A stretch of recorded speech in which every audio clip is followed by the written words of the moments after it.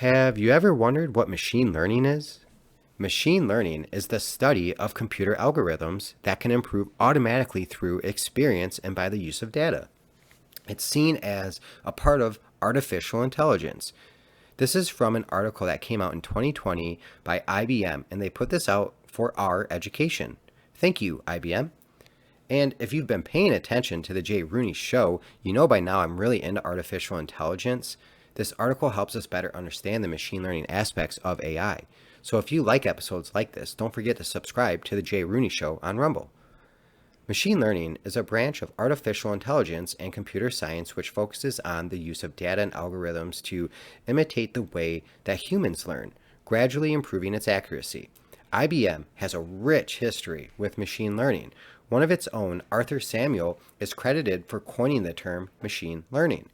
With his research around the game of checkers, Robert Neely, the self-proclaimed checkers master, played this game on an IBM computer in 1962, and he lost to the computer. Compared to what can be done today, this seems trivial, but this is considered a major milestone within the field of artificial intelligence.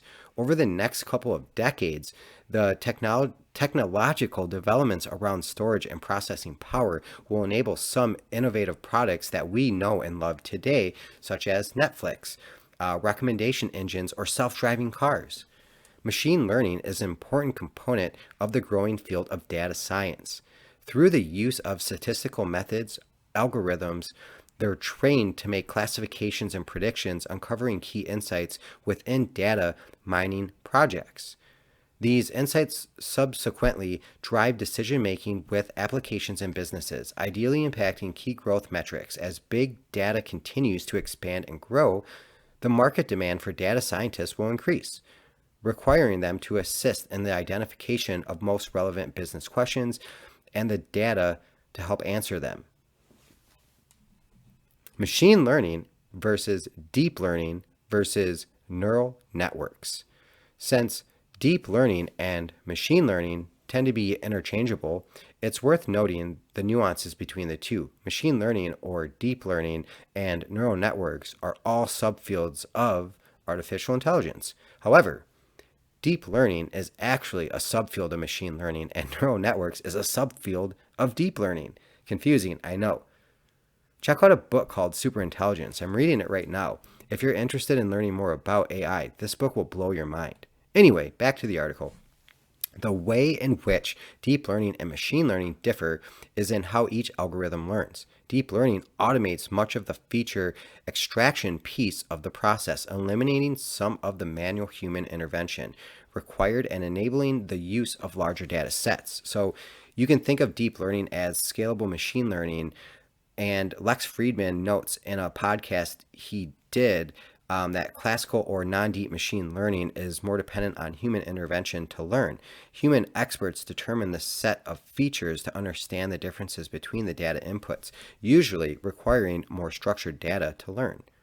So deep machine learning can leverage labeled data sets, also known as supervised learning, to inform its algorithm, but it doesn't necessarily require a labeled data set. It can ingest unstructured data in its raw form, and it can automatically determine the set of features which distinguishes differently or different categories of data from one another.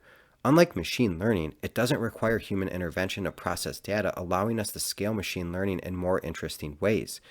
Deep learning and neural networks are primarily credited with accelerating progress in areas such as computer vision, natural language processing, and speech recognition.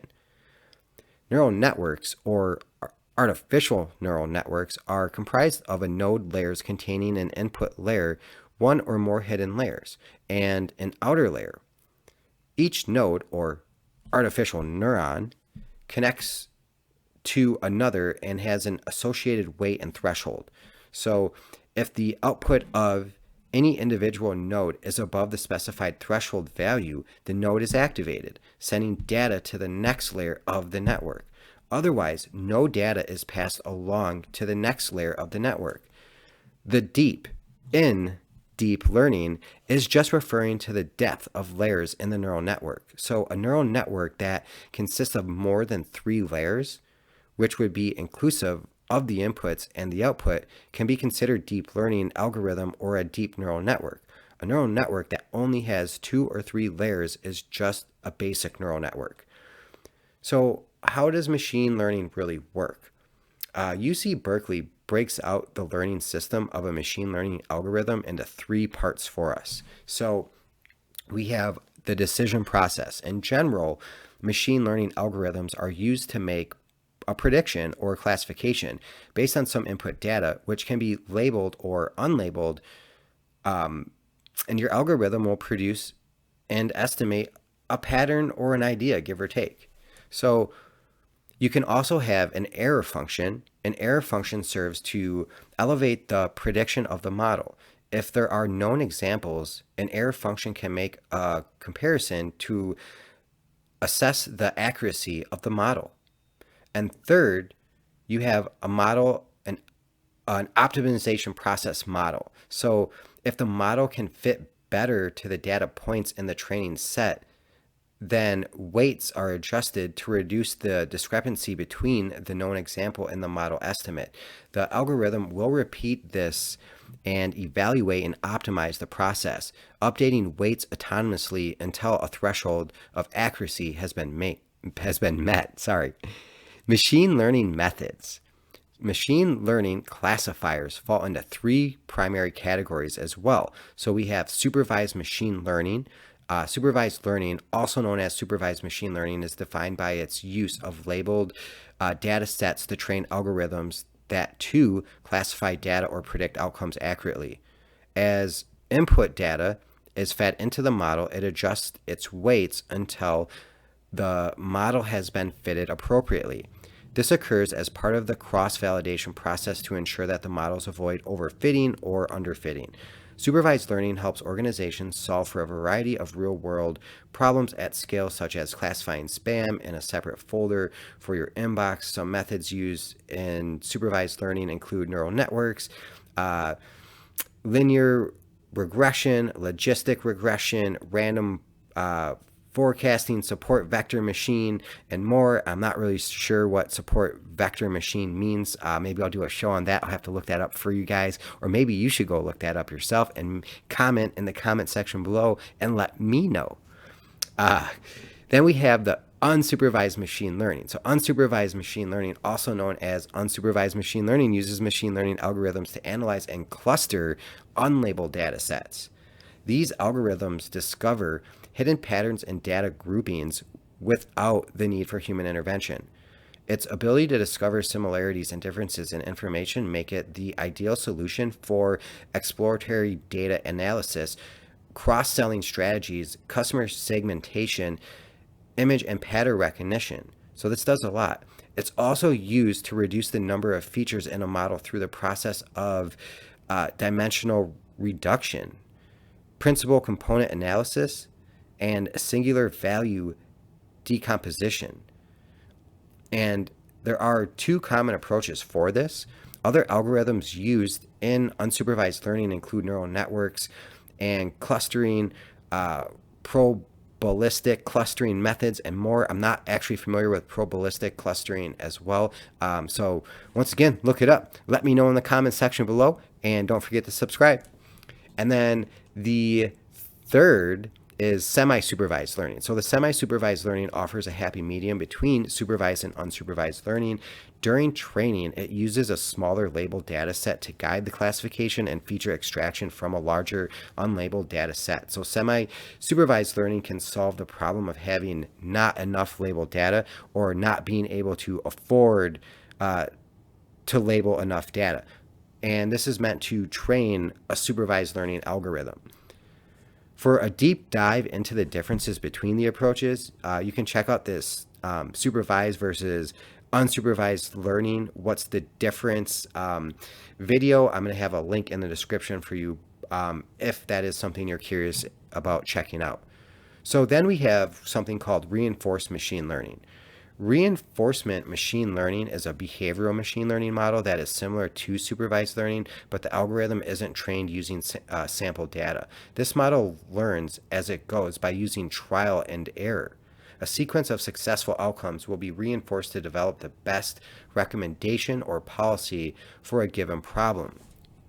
The IBM Watson system that won the Jeopardy challenge in 2011 makes a good example. The system used reinforcement learning to decide whether to attempt an answer, which square to select on the board, and how to wager, especially on daily doubles. And that is crazy to me, the fact that a machine could decide whether to attempt to make a question or not, what square to pick off the board, what daily doubles are. Man, I don't even know what a daily double is. Kidding. Real world machine learning uses cases. Here are just a few examples of machine learning you might encounter every day. Speech recognition. It is also known as automatic speech recognition, computer speech recognition, or just speech to text.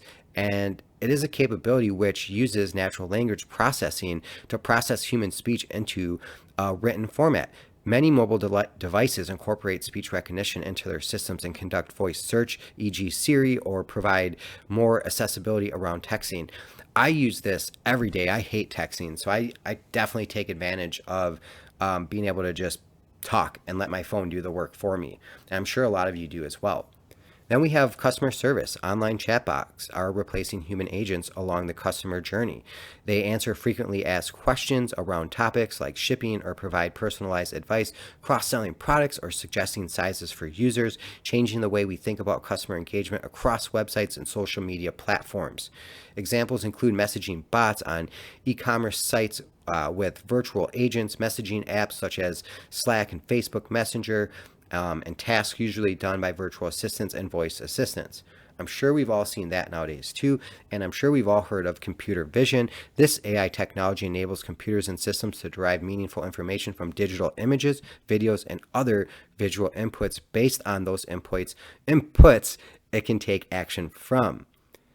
And then we also have recommendation engines. So using past consumption behavior data, AI algorithms can help you discover data trends that can be used to develop more effective cross-selling strategies. This is used to make relevant add-on recommendations to customers during the checkout processes for online retailers. I'm sure you've all seen that too if you buy a lot of stuff online.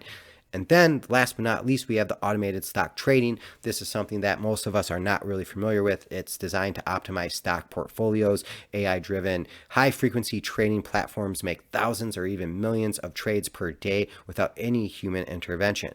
Crazy, right?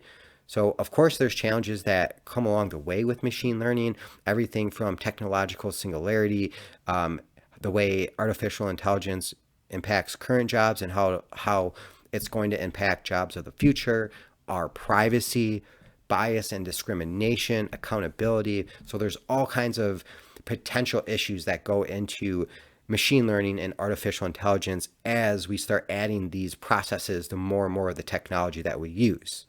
So I don't know, kind of a scary world, but an exciting world as well. I've said a million times that artificial intelligence kind of creeps me out and scares me a little, but I also can't help obsessing over it. And I love reading about it, watching documentaries, and just learning more about it. Part of the fascination I have with Elon Musk for sure. So I hope you enjoyed today's show. If you like episodes like this, please let me know. And also, please don't forget to subscribe. It is free, and that way you can see what I'm coming up with next and follow along with the Jay Rooney Show.